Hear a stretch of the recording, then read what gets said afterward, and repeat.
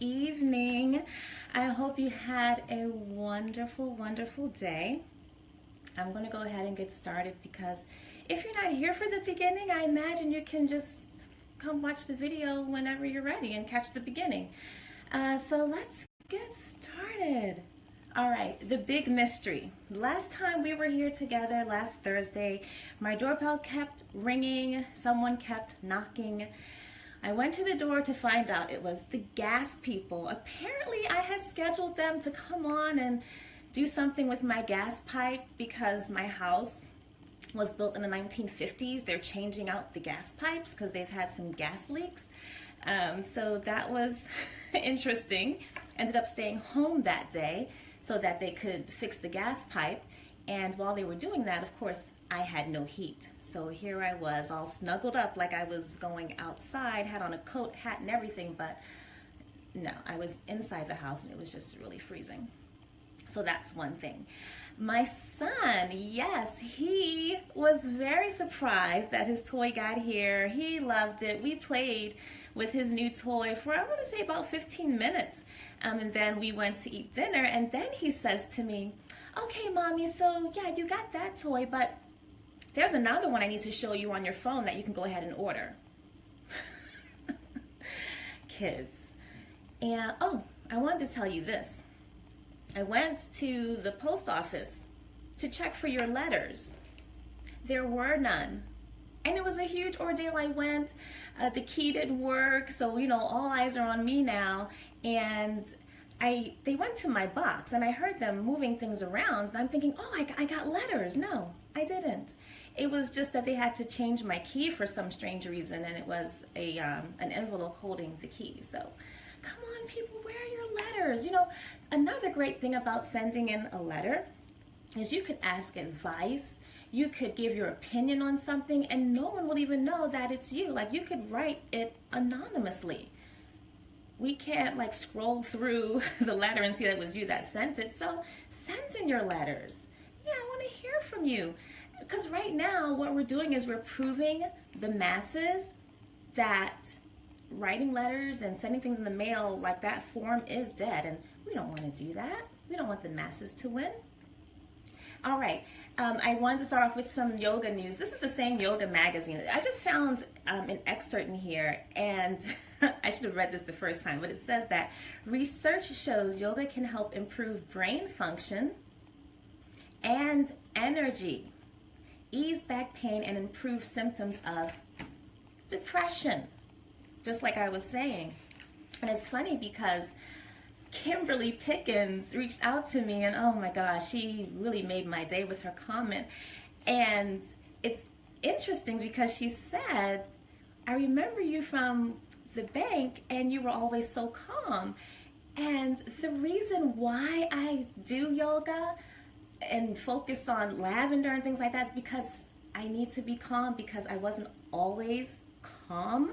And I can tell you some wonderful stories where I wasn't calm and things did not work out for me. And we'll talk about that next time. Tonight, I want to talk about words and how words can be worth 1,000 thoughts. One day, I went to pick up my son from daycare. I was, exhausted. And I go to get him, and I look in his little cubby to pick up his coat, his lunchbox, get his things together, and I notice that there's applesauce practically everywhere. I'm like, what is this? It's applesauce, and everything's sticky. Apparently, his father gave him applesauce but did not secure it properly, and here we have applesauce all over everything. My son comes running up, "Hi, Mommy." I'm like, oh my gosh, look at this. We have to clean this up. And he looks and he says, and I was so not proud of this moment, and it gave me 1,000 thoughts. My son said, "Mommy, I don't know what's wrong with my stinking father. My stinking father put this applesauce in here and now it's everywhere." Your stinking father? All my single moms, inside I'm like, yes, that stinking father. But I was supposed to correct him, right? That's the right thing to do. Even though we're not together, have him, not say things like my stinking father. I didn't correct him. Like I said, I was exhausted. I had a long day. I know he means well. And so we cleaned up the applesauce. I got him in the car, and I kept replaying that moment in my head where my son said, I don't know what's wrong with my stinking father. Finally, when we got home, I broke down, and I told him, your father is not a stinking father. That's disrespectful, and you need to respect your parents, even if you don't agree with them. And my son said, but I don't call you stinking mommy. It's just, this is my father. He's my stinking father. And, I had to take a step back, because where would he get this from? He got it from me. Yeah. I mean, I do yoga. I love people, but yeah, I have some feelings that aren't so great about his dad. And I can recall on a few occasions where something may have happened, and I definitely said, yeah, your stinking father. So not one of my prouder moments, but it was a moment that made me think, Tameka, this little boy is listening to what you are saying, and he is going to repeat what you say. So that means I have to change my words. That means I have to think about what I'm going to say before I say it. That means I need to control my emotions, because obviously I was not in a good state of mind when I said that. Meaning, I'm still a little heartbroken. It's still tough. 5 years later, me and his dad broke up 5 years ago. And it was a horrible breakup. And we could talk about that another day as well. It was horrible. Yoga, I don't know if yoga could have saved me. I wasn't doing yoga back then. But it was pretty bad.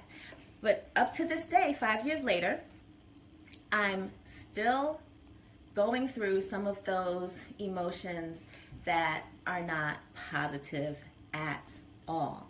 And so I just want us to be aware of that. We don't have to wait for our 5-year-old boy to say something to make us aware of that. We can check in with ourselves. And so as a result, yeah, I'm going through my emotions, and I'm stopping or rewiring my thoughts so that these words don't come out at inopportune times. So have you ever had a time like that? Even if you're not a single mom, just anyone in life. I see Carolyn. Hi, Sean. Thank you guys for watching. Have you had a time where something came out that wasn't so good? And then you had someone repeat it back to you? Sean, maybe your niece. Carolyn, maybe your son or your daughter. I'm sure it happens. So hey, this just goes to show we're not perfect, but we can definitely work on it. Just be patient with ourselves, and things will be just fine. So I'm gonna go. I gotta go pick him up from daycare now. Yeah, probably, right? I gotta go pick him up now and see what he has to talk about today. It's the end of the day, right? So usually I like to close with, what are we looking forward to? At this point, I'm honestly looking forward to some sleep. I've been up since, oh gosh, well, see, I've been out the house since 7 a.m. Did a 5-hour drive for my job, and also, came home and worked, and I'm pretty beat. So right now, I'm looking forward to some sleep. All right. So, hey, send me your letters. I got an empty box here. Well, it's not empty, actually. It has bills in it. Send me your letters. I hope you have a great evening. What are you looking forward to? Maybe dinner? I don't know. So tomorrow's Friday. That's always exciting. And I may come back on here because I love talking to you guys. I love getting your feedback. I really love this thing. I'll see how far it's gonna take us. Have a great evening, and I'll talk to you soon.